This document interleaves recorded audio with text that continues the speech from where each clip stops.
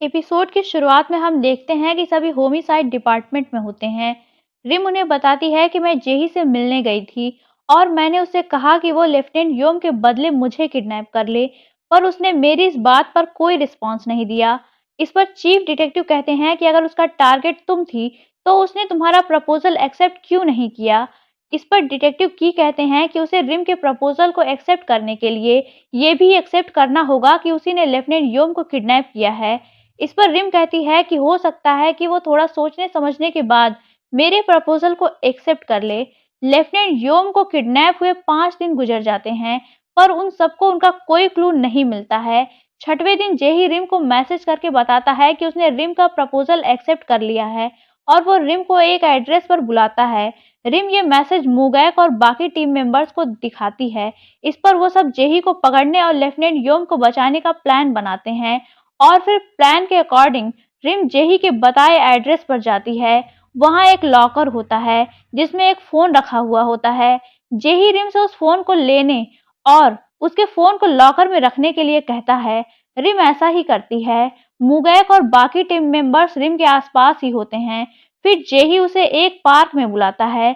Rim उसकी बताई हुई जगह पर पहुंचती है तो वहां एक बेंच होती है। जेही उसे बताता है कि उस बेंच के नीचे एक कंटेनर रखा हुआ है जिसमें एक रुमाल है और उसमें क्लोरोफॉर्म लगा हुआ होता है। जेही रिम से कहता है कि तुम उस रुमाल को अपनी नाक पर रख कर सांस लो, ऐसा करने से तुम बेहोश हो जाओगी और मैं तुम्हें आसानी से ले जा सकूंगा।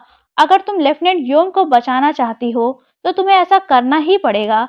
रिम लेफ्टिनेंट योम को बचाने के लिए जेही का इंस्ट्रक्शन फॉलो करती है और बेहोश हो जाती है। मुगैक दूर खड़ा परेशान होकर ये सब देख रहा होता है। तभी वहां खड़ी एक कार से जेही निकलता है और रिम को लेने जाता है।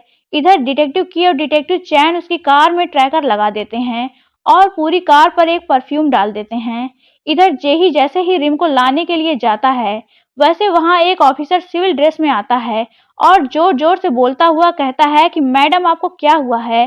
फिर वो जेही से एम्बुलेंस को कॉल करने को कहता है। उसका शोर शराबा सुनकर वहां बहुत से लोग इकट्ठा हो जाते हैं और जेही को मजबूरन बिना रिम को लिए वहां से जाना पड़ता है। फिर जेही गुस्से में वापस अपनी कार में अपने सीक्रेट रूम के सीक्रेट दरवाजे की तरफ आता है, जो कि उसके घर से थोड़ी दूर पर था, पर अंदर ही अंदर उसका सुरंग नुमा रास्ता उसके घर की लाइब्रेरी तक आता था। जेही पुलिस से बचकर आने जाने के लिए इसी डोर का यूज करता था। इधर रिम एम्बुलेंस में होती है, पर थोड़े से ट्रीटमेंट के बाद उसे होश आ जाता है। मुगैक और बाकी टीम मेंबर्स उसके साथ ही होते हैं।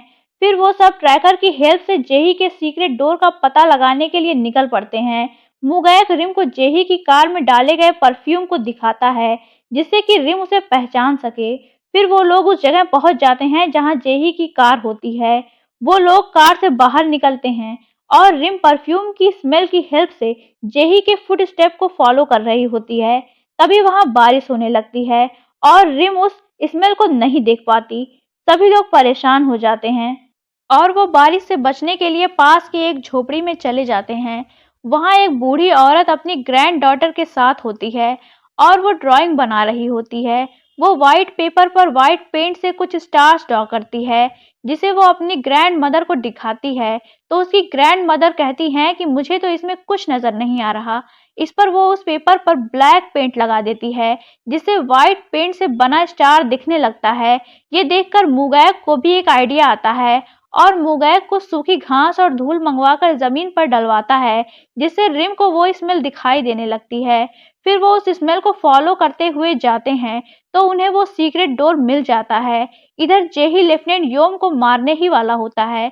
उसने लेफ्टिनेंट योम की ऑटोबायोग्राफी बुक पर बार कोड स्टिकर लगा दिया होता है और वो लेफ्टिनेंट योम को मारकर उनकी कलाई पर बार कोड बनाने के लिए टूल्स भी निकाल चुका होता है। इधर मुगैक डिटेक्टिव की से पूरी पुलिस फोर्स को बुलाकर जेही के घर को चारों ओर से घेरने के लिए कहता है और वो रिम को भी उनके साथ भेज देता है। और फिर डिटेक्टिव चैन और मुगैक दोनों लेफ्टिनेंट योम को बचाने के लिए सीक्रेट डोर से अंदर आते हैं। इधर जेही लेफ्टिनेंट योम से कहता है कि ये रूम जल्द ही एनेस्थेटिक गैस से भर जाएगा जिससे तुम सांस नहीं ले पाओगी और मर जाओगी, पर तुम फिक्र मत करो, तुम्हें ज्यादा दर्द नहीं होगा।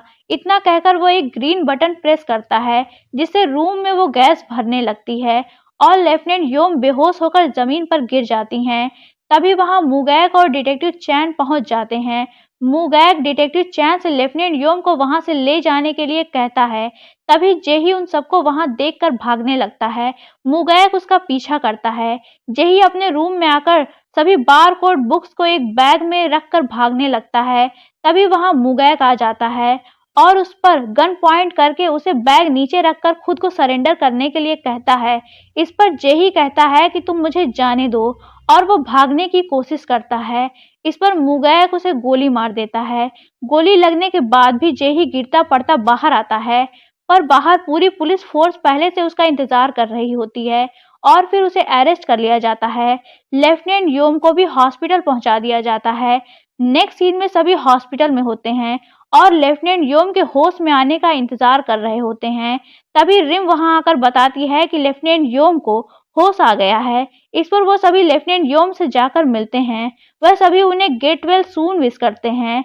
वह लोग बातें कर ही रहे होते हैं, तभी वहां डॉक्टर आ जाते हैं और वो सभी लोग को बाहर जाने और लेफ्टिनेंट योम को रेस्ट करने के लिए कहते हैं। नेक्स्ट सीन में रिम सोई हुई होती है और सपने में अपने पेरेंट्स को देखती है। वह उनसे बातें करती है। तभी वो लोग अचानक डिसअपियर हो जाते हैं। रिम उन्हें ढूंढने लगती है और उन्हें पुकारने लगती है। उसकी आवाज सुनकर मुगैक उसके पास आकर उसे जगाकर पूछता है कि क्या वो ठीक है। तो रिम उसे बताती है कि उसे सब कुछ याद आ गया है। ये सुनकर मुगैक खुश हो जाता है। नेक्स्ट सीन में लेफ्टिनेंट योम रिकवर होकर वापस अपनी ड्यूटी पर आ जाती हैं। ऑफिसर्स जेही से पूछताछ करने की कोशिश कर रहे होते हैं, पर जेही उन्हें कुछ नहीं बता रहा होता है।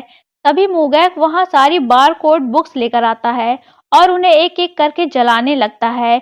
ये देखकर जेही घबरा जाता है और मुगैक से कहता है कि प्लीज इन्हें मत जलाओ, मैं तुम्हें सब कुछ बताता हूँ। इधर डिटेक्टिव की मुगैक को बार कोड बुक्स को जलाता हुआ देखकर परेशान होते हुए कहते हैं कि ये सारे एविडेंस को क्यों जला रहा है। इस पर लेफ्टिनेंट योम बताती हैं कि ये रियल वाली बार कोड बुक्स नहीं हैं, बल्कि उसी जैसे दिखने वाली ब्लैंक डायरीज हैं। जेही अपना क्राइम एक्सेप्ट कर लेता है, बस उसके केस की सुनवाई होना बाकी होता है। सभी ऑफिसर्स पूछताछ के बाद वहां से जाने लगते हैं। मुगैक लेफ्टिनेंट योम से जेही से अकेले में बात करने की परमिशन मांगता है। इस पर लेफ्टिनेंट योम उसे परमिशन देकर वहां से चली जाती हैं। मुगैक जेही के हाथ की हथकड़ी को खोल देता है और जेही से कहता है कि मैं चाहता हूं कि तुम मुझसे रिम के पेरेंट्स और मेरी बहन के लिए माफी मांगो। इस पर जेही कहता है कि मैं माफी तो नहीं मांगूंगा, पर मैं ये जरूर बता सकता हूँ कि उन्हें मारकर मुझे कैसा फील हुआ था। इस पर मुगैक को बहुत गुस्सा आता है और वो जेही को मारना शुरू कर देता है। तभी वहां डिटेक्टिव की और डिटेक्टिव चैन आते हैं और मुगैक को रोकते हैं। फिर जेही के हाथ में दोबारा हथकड़ी डालकर वहां से ले जाने लगते हैं। वहां से जाते जाते जेही मुगैक से कहता है कि मैं तुमसे इस बात का बदला जरूर लूंगा।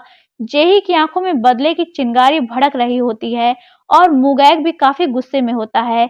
नेक्स्ट सीन में मुगैक घर आता है और रिम को बताता है कि वो ऑफिसर जायपेयो से मिलने के लिए गया था और ऑफिसर जायपेयो ने उसे रिम को देने के लिए उसके पेरेंट्स की फोटो और उसके मदर की रिंग दी हुई होती है।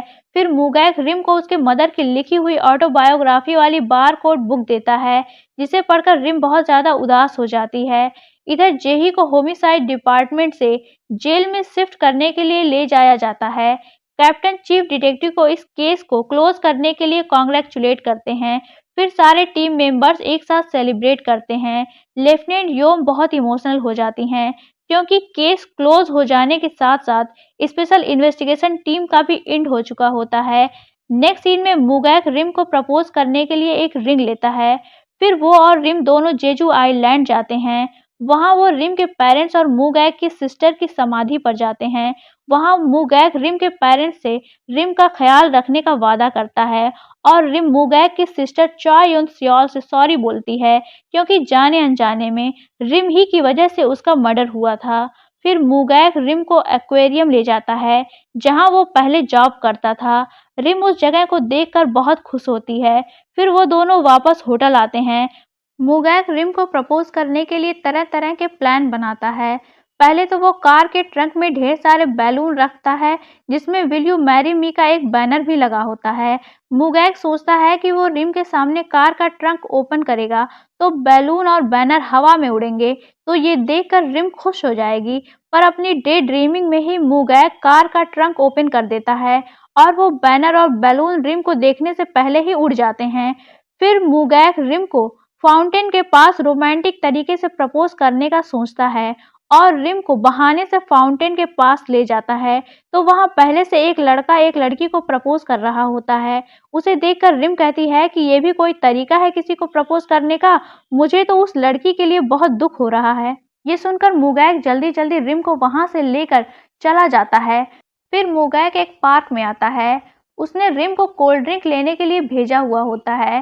फिर वो अपनी खरीदी रिंग को रेत में छुपा देता है और सोचता है कि जब रिम आएगी तो वो रेत में से रिंग निकालकर रिम को रोमांटिक तरीके से प्रपोज करेगा। तभी वहां रिम कोल्ड ड्रिंक लेकर आती है और मुगैग जैसे ही रिम के पास आने के लिए पलटता है तो उसका पैर रिंग पर पड़ता है और रिंग रेत में अंदर चली जाती है।